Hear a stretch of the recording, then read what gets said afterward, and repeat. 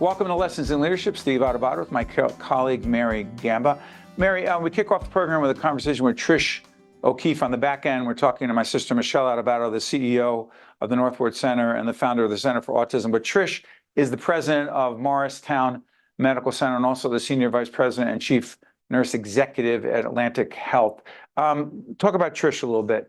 Your biggest takeaway from that conversation? My biggest takeaway was really just how leadership has evolved since the pandemic, and we can't even say post-pandemic. I mean, it's just a new normal. And Trish really gets into what that looks like, the lessons that she and her team have learned, and really what nurse leadership and overall just healthcare, the challenges, the obstacles, and the opportunities that healthcare is facing today. And you know, it's interesting, Mary, you and I actually have a nurse leadership seminar coming. You're smiling because you organized it. I am, yeah. I sent you the assignment yesterday, and I'm looking forward to working with the nurses. We've done a ton of work with nurses and physician leaders, and I'm just looking forward to the opportunity to working with nurses once again. Do you think the nurse leadership seminar we're about to do is any, or should be, or will be any different than physician leadership coaching we do? I think it will be. I think we customize everything to our audience, whether it's bankers, nurses, physician leaders, and I do think it's a different skill set. A lot of times it's the nurses who are truly delivering some bad news, some hard to hear news. They're probably dealing with, I know I've been on the other end of it when I'm giving a nurse a hard time because, you know, one of my family members was facing some things and I feel like they weren't getting the attention that they need. So dealing with conflict, dealing with those challenges. So I feel like it is they're more on the front line than the physicians, in my opinion, and really deserve that training to get them to be best prepared to handle that conflict. And the other thing that's interesting is that Trish is the president of Morristown Medical Center, and I was talking to her about the fact that more and more nurse professionals are becoming executives in the healthcare world. I mean, it's interesting that, and they're also, because Trish has a PhD in the field, what's interesting to me is that more and more clinicians are taking executive roles. And sometimes people think, well, yeah, of course, you're the top nurse, you're the top physician, you would be a terrific leader. That's not necessarily the case. There's some different skills associated with being a chief executive, a top executive, as opposed to being a great clinician, right? Absolutely. Oh, absolutely. And a lot of times you think just because somebody went to med school or somebody went to nursing school that they literally have all these skills, and they don't. It's a learned skill. Yeah. So we have a conversation with Trish O'Keefe. Check it out. It's important stuff. Mary and I are joined by Trish O'Keefe, Dr. Trish O'Keefe, Senior Vice President and Chief Nurse Executive at Atlantic Health System and President, Morristown Medical Center. Trish, good to see you again. Good to see you too, Steve. For our audience, describe Atlantic Health. Sure. Atlantic Health System is made up of 6 different hospitals, ambulatory centers, urgent care centers, a very large Atlantic medical group, and serving at least 11 counties in New Jersey, if not beyond. Just by way of background, we've talked to you before. You come out of the nursing field, correct? That's right. Do you find that more and more nurse professionals are moving into executive roles in the healthcare world? Yeah, most definitely, Steve, and have seen it during my career as well, too. You know, from a nursing perspective, you do have a reference in regards to patient care, patient experience, what the needs are of patients of the community as well, too. And we've really created a network in New Jersey, those that are nurses and are presidents of hospitals. A couple of us actually went to school together at Seton Hall for our cohort, for our PhD. We stay very close and support each other and talk about initiatives and work through initiatives at the state level as well as regionally. So, no, excited about the advancement in nursing in an executive field. As Mary jumps in, let me also disclose that Atlantic Health is one of our underwriters that supports our healthcare programming. Please, Mary. Sure. And I would love to talk just a little bit about the state of nursing today. I know we're now, I can't believe it, 4 years, I guess, into the pandemic, out of the pandemic. And there was a lot of talk for some time about the physician shortage, the nursing shortage. Where are we today in real time? And where do you see the state of nursing in particular in the upcoming months ahead? Sure, definitely, Mayor. We definitely know nursing was not immune to the Great Resignation, right? During the very challenging pandemic, people retired earlier. People had opportunities to go elsewhere within the country, right? Their partners or loved ones were able to go down south and not staying in New Jersey. But we also saw, and very similar to when we've had other crises in the country and in New Jersey, like 9/11, like after Sandy, people really want to get involved in caring for the community. So we've seen a great interest in people wanting to go into nursing, whether it's initial career, whether it's second career. But definitely our challenges right now, similar to hospital settings, that our faculty also retired. So thinking about the pipeline going into our academic centers have been challenged by taking X amount of new students because of the limited availability of faculty. So we've had some opportunity to work very closely with our schools of nursing in the area and looking at joint appointments from our nursing staff, those very seasoned, educated, practicing nurses also interested in going part-time as faculty. So working on expanding additional adjunct faculty to increase the pipeline for nursing right now. So some exciting times there as well, and balancing all what we're balancing at this point. But, Trish, opportunities, but interesting challenges in this way too. So I think a lot about Mary and we do a lot of leadership coaching with physicians. We do some nursing leadership as well. But one of the things I've heard from the nurses that I've coached over the years in my other life as a coach in the field is the stress, is the pressure, is whole range of issues. Dare I ask about, and you help us understand, not just nurses caring for others, nurses caring for themselves, nurse wellness. Is there such a thing? Yeah, Atlantic Health, and I know many systems across the state and nationally have really focused on the well-being of a nurse. How do we support them with work-life balance? Exactly what you're saying, Steve. So we, as medical centers and as systems, need to make sure that we offer that. We offer flexibility of work schedules, flexibility of how they want to continue in their professional career. We know working at the bedside can be mentally challenging, but also physically challenging. So we've been looking at developing new types of roles. Virtual nursing is a great example. What virtual nursing is a nurse working closely with the patients when they come into the hospital. As we know, documentation can be very burdensome to the practicing nurse.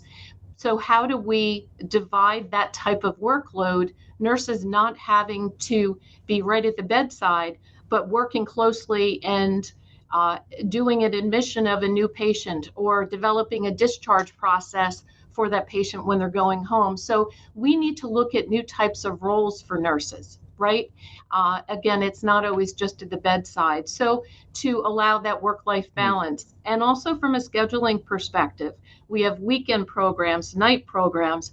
Our schedules are 2-hour, 4-hour shifts, whatever works for the nurse so they're able to balance their well-being and their families as well too.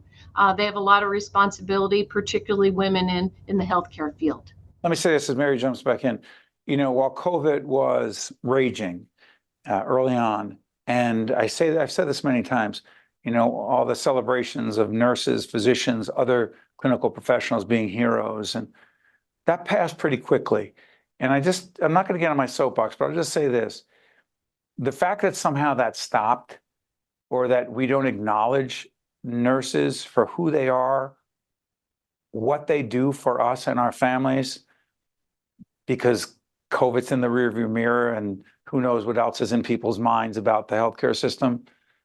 I mean, it's crazy. And again, I'm off my soapbox, but it's frustrating when you realize how much nurses, and they're not getting rich. Let's leave it at that. I'm sorry, Mary. That has nothing to That's do okay. with what my job is, which is to ask questions. Go ahead. No, that's all right. And thank you for all of the service for the healthcare professionals, nurses, and physicians out there. And my last question is this. It's really about coaching and mentoring. Steve and I talk about the importance of bringing up future leaders and coaching and mentoring. In your opinion, how has that changed or evolved over the past few decades, right? I've seen myself, I'm going to be 50 very soon, and I've seen how I coach and mentor has changed dramatically. I would just love to hear your perspective on what more can and should our leaders of today be doing to coach and mentor our up and coming leaders, whether nurse leaders or staff or physicians. Sure, Mary. It's that creating that environment of support, whether it's formal mentorship, informal mentorship as well, to really sitting down with that mentor. What are their plans professionally? How do we advance them? How do we circle, our organizations about that advancement for them? We also know that over the past 4 years that our new nurses that are coming out had very limited clinical experience, right? Rightfully so, because we weren't allowing people in the hospitals. So we know they were book smart, educated well, but the clinical experience was different. So we have been creating residency programs, additional mentorship programs, much longer than we used to in the past, over a year plus, but making sure that they have a voice in telling us what their needs are, and we need to respond as an industry and as a system. Trish, thank you for all the work that you and your colleagues are doing, and to the doctors, to the physicians, the nurses, all the other clinicians and administrators and folks in the healthcare world. We say thank you. You're still heroes to us. Trish O'Keefe, thank you so much for joining us. We appreciate it. Stay with us, folks. We'll be right back. This edition of Lessons in Leadership is made possible by the Buccino Leadership Institute at Seton Hall University, Prager Metis, Valley Bank, the International Union of Operating Engineers, Local 825, the North Ward Center, the New Jersey Sharing Network, Delta Dental of New Jersey, the Helix, Fedway Associates, Inc., the Port Authority of New York and New Jersey, Veolia, Resourcing the World, Choose New Jersey, and Seton Hall University, showing the world what great minds can do since 1856. This is Mary Gamba. If you want more leadership tips and tools, log on to stand-deliver.com. That's stand-deliver.com. Promotional support for this edition of Lessons in Leadership with me, Steve Adubato, and my colleague Mary Gamba has been provided by NJ.com, NJBIA and New Jersey Business Magazine, CIANJ and Commerce Magazine, and the Meadowlands Chamber and Meadowlands Media. Introducing the Helix NJ, the Health and Life Science Exchange, a new innovation district located at the heart of the Northeast Corridor, providing industries, universities, and entrepreneurs the critical ecosystem needed to turn great ideas into breakthrough realities. The Helix NJ, where ideas come to life.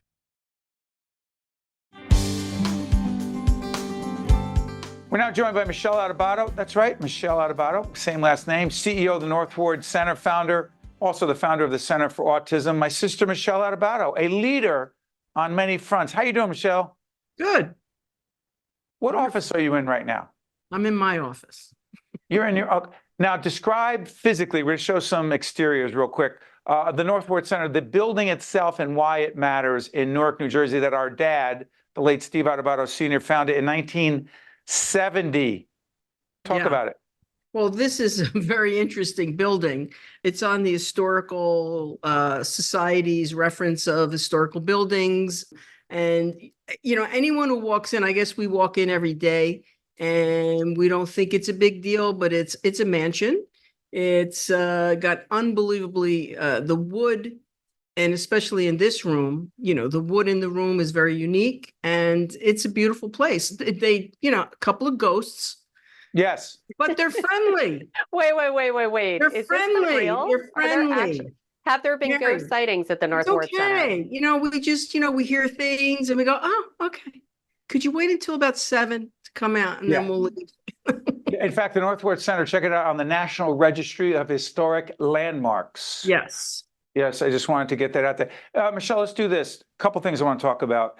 But first, we had an offline conversation about this. Your work in the field of autism is significant. Now, folks will check out the website and find out more about the Center for Autism. Talk about Buddy, Right here. Buddy's not right there. Yes, he is. He's right here. Buddy, the therapy dog, not to be confused with the In service. training, in training. Okay, explain that because there are a whole bunch of things I want to talk about, but I want to talk about Buddy, therapy dog in training. Translate that. Okay, because he is not a certified therapy dog, and that is very important. There is a certification that you get, and you get its insurance. It's a big deal, and it takes a lot of time to get it. A lot of people think, oh yeah, I have a therapy dog. No, you don't. If you didn't go through the training, you do not have a therapy dog. So I want to just make sure that people understand that he is a therapy dog in training, because he's actually in training. He goes to a place where he goes, and the trainer is certified. He's in his area where he's getting his good AKC, good citizenship certification. You have to be a good citizen. For Okay. dogs, that means you can't jump on people. You know, you have to sit, you have to listen, basic commands, which he's very good at. And then he will go into his certification process, actually starting this September. Talk about, before Mary jumps in here, talk about why we were having these offline conversations. When you first got Buddy, I was like, what is she doing with, like, what's the deal with Buddy? And you were very hands-on in helping to train Buddy early on. Yeah. But why Buddy, and why does it even relate to helping kids, others with autism, and family members, and a whole range of other folks? But explain, because I hate disclosing this on the air. I don't love every dog. Not really. You happen relevant. to have two dogs. I'm going to disclose this on the air. You have two dogs. But he doesn't like them all very much. He doesn't like, you don't like your dogs. That's but not true. That's not true. I love my wife and our daughter, and they love them. Right. So I like them. No, the dogs. That's not relevant. But you not only love Buddy, but way beyond that, you see something in the value and the impact of Buddy on others. And that's the thing that I'm trying to understand, and help our audience understand that, Michele. You know, I saw this early on working with people with autism. I saw this was before it became very Michele has a popular. 30-year career working in the field of autism. Please, I'm sorry. Go ahead. And a friend of mine, you know, brought his dog in who was certified. He was a golden retriever. And we saw such amazing things with children who were nonverbal, children with behavior issues. One of the things that these dogs are very good at is providing support and non-judgmental love. And that's the key about being non-judgmental in terms of what a person looks like, what a person acts like.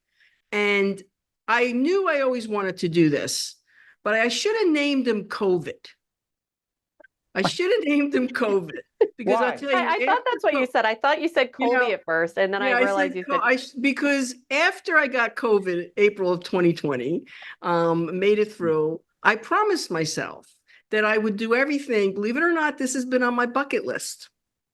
And so I made sure that I did it. And that's how Buddy came to be. You know, I thought when I first got Buddy that I was the trainer, I'm the handler, and I'm going to be very like, okay, I'm just your handler. But I fell in love with him. It's a very special bond between handler and a therapy dog in training. And that's a very important part of this. As Mary jumps in, let me disclose Northwest Center is a longtime underwriter of our programming, and we've done a lot of work in the area of programming in the area of autism awareness. I'm going to describe it that way, Michele. You should check out our website, steveadubato.org. Will come up. Check out our programming on autism. Michele, not Michele, Mary. Go ahead. That's all right. My mom and dad would do that all the time because my sister's name. Oh, your is sister's Michele. That's right. Go Exactly. ahead. So I answer to both Mary and Michele. It works out just fine. So thank you for that. So Michele, I would love to talk a little bit about empathy and leadership. And there is nothing more when I look into Buddy's eyes, and I love your dog so much. I am such a dog person. Buddy is just an old soul, and he gets it. Can you talk a little bit about empathy, leadership, and therapy dogs? Because you said they're, just unconditional love. We do not deserve dogs. They love us so much no matter what. Where does empathy fit in? Because it's also your empathy, giving that empathy to Buddy and in return. I don't give empathy to Buddy. Buddy has it, Mary. And that's the key. You have to make sure the dog, this is important. And you say, well, how would you do this? You have to make sure the dog wants to do this. So what does that How would you mean? know? Well, the dog has to be very friendly. If the dog's not friendly, if the dog is shy, and he kind of doesn't like to meet different kind of people, don't even try to train him as a therapy dog. So not every dog should be a therapy dog. That doesn't mean that they're not good dogs. So that's why I also picked the golden retriever as the breed. Why? What does that have to do with Because it? historically, they are just extremely friendly with children. And boy, Buddy loves kids. Like I didn't teach him that, with Sebastian, my 7-year-old grandson who just turned 7, Buddy immediately latched onto him in a good way. And Sebastian loves him. I mean, I bring him to, and I want to clarify, it's not just for people with autism. A therapy dog is good for. By the way, you clarify, Sebastian is dealing with autism. Sure, he's got autism, all right. And Okay, he's a great kid.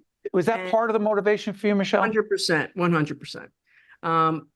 I wanted to give Sebastian and all the clients and members that I work with At the Center for Autism. at the Center for Autism, every chance to feel good about themselves. And I think that's important. We all need to feel good about ourselves.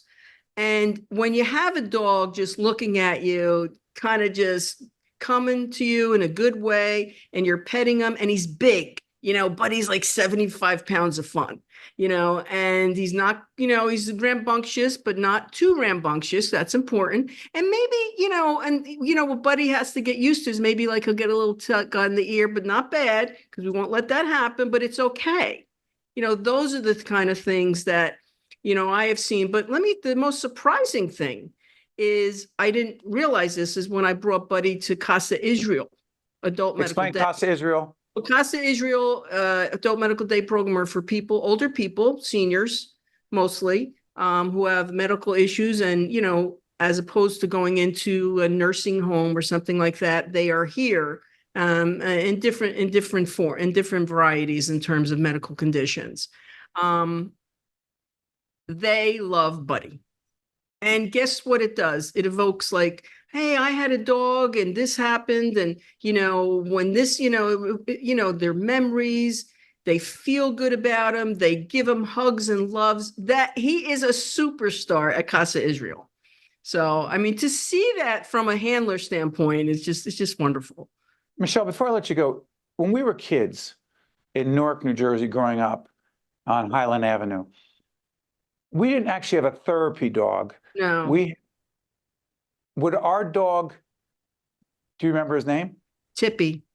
Would Tippy, he did not have the Tippy demeanor? could not pass the good citizenship class. He was not a good citizen. Poor Tippy. Maybe it's because he didn't like his name.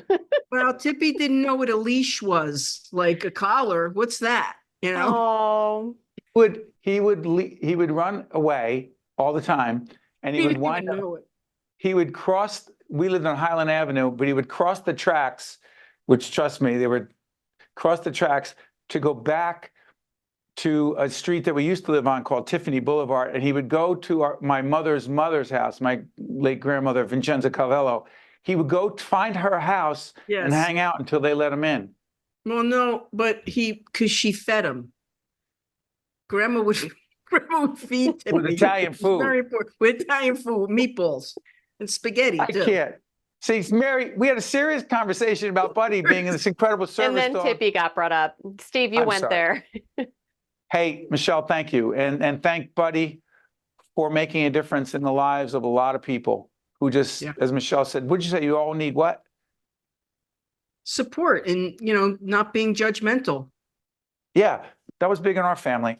There's Michele Adubato, thank you very much for joining us. Mary, that's it. You and I are going to close the show after this? We're going to close the show on the back end. That is correct. Yeah, I got Tippy on my mind right now. Be back right after this. This is Mary Gamba. If you want more leadership tips and tools, log on to stand-deliver.com. That's stand-deliver.com. Promotional support for this edition of Lessons in Leadership with me, Steve Adubato, and my colleague Mary Gamba has been provided by NJ.com, NJBIA and New Jersey Business Magazine, CIANJ and Commerce Magazine, and the Meadowlands Chamber and Meadowlands Media. Welcome back to Lessons in Leadership, Steve and Mary. You really like the buddy. Do you see that I'm glowing? Have you found a trend here when we have people on with chickens in the background and talking about therapy dogs, talking about shelter dogs, and it just warms my heart. It's been a calling of mine forever. I hope one day I am able to check that off of my bucket list, actually making a difference in the lives of dogs because they make such a huge impact on our lives. When do you think your love affair with animals, particularly dogs, started? It has literally been since I was 5 or 6 years old, and my dad, who I know is watching right now, I used to sneak in injured animals into our home, whether it was a bird, it could be a frog. One time there was a cat that got hit by a car and its entire back half was smushed and the front half was perfectly fine. I brought this poor cat in and put it into a box, and there was not a Krauser's, a Cumberland Farms right down the street. So I would walk down there and take my allowance and get a little bit of food. I would feed birds just little like wet pieces of bread. So it literally started when I was 5 or 6. And to my dad's credit, in the wintertime, I used to feed the stray cats. He actually built a cat house outside with lights and a heater to keep the cats warm outside. So it was literally 5 or 6 years old. So why I didn't do something in that field, it was a missed opportunity. Do you have any old pictures of Mary Gamba, the Mary Gamba? With a smushed cat? No. At like when you were a kid, 5 or 6. I have definitely some pictures of me with a variety of animals. We brought in 3 kittens. We kept one of them. Her name was Princess, and she lived like 20 years. She was like 50 pounds, the biggest cat ever. And yeah, so I mean, literally, I had. Yeah, definitely. We'll put Princess and into the show. And but yeah, no, I mean, literally I worked at a shelter with my mom I volunteered at the Route 1 animal shelter. It was called ARF. They're still around today, although the Route 1 flea market is no longer there. Animal Rescue Force, I volunteered there for years, and I've just always had a passion for animals and the more vulnerable. So it's so interesting as we look at these pictures of Mary as a kid, loving animals. The experiences we have as kids can greatly influence our attitude growing up. Mm-hmm. Translation: I'm 10 years old in Newark, New Jersey, on Highland Avenue, playing basketball in my backyard. Not a real basketball thing, but a kitchen table that my Uncle Louis put up as a backboard. It was a Formica table. Ball goes over the back. I climb over the fence. and in the other yard to get my basketball. April, check this out. You ready? Our makeup artist. And Clyde, a Siberian Husky, comes out, knocks me over. He's on a chain. He gets to the end of the chain. He starts ripping my leg apart. And I got 30 stitches in my leg, had to get a bunch of tetanus shots. And that was Clyde. And that, like you said, I mean, I know Elvin's saying we have to say goodbye, but that is why different experiences will dictate our future. I need to get past it, but I'm still in therapy a few years later. Steve Adubato, Mary Gamba, one dog lover, one person who accepts dogs. I'll take that. That's it. See you next time. This edition of Lessons in Leadership is made possible by the Buccino Leadership Institute at Seton Hall University, Prager Metis, Valley Bank, the International Union of Operating Engineers, Local 825, the North Ward Center, the New Jersey Sharing Network, Delta Dental of New Jersey, the Helix, Fedway Associates, Inc., the Port Authority of New York and New Jersey, Veolia, Resourcing the World, Choose New Jersey, and Seton Hall University, showing the world what great minds can do since 1856. This is Mary Gamba. If you want more leadership tips and tools, log on to stand-deliver.com. That's stand-deliver.com. Promotional support for this edition of Lessons in Leadership with me, Steve Adubato, and my colleague Mary Gamba has been provided by NJ.com, NJBIA and New Jersey Business Magazine, CIANJ and Commerce Magazine, and the Meadowlands Chamber and Meadowlands Media.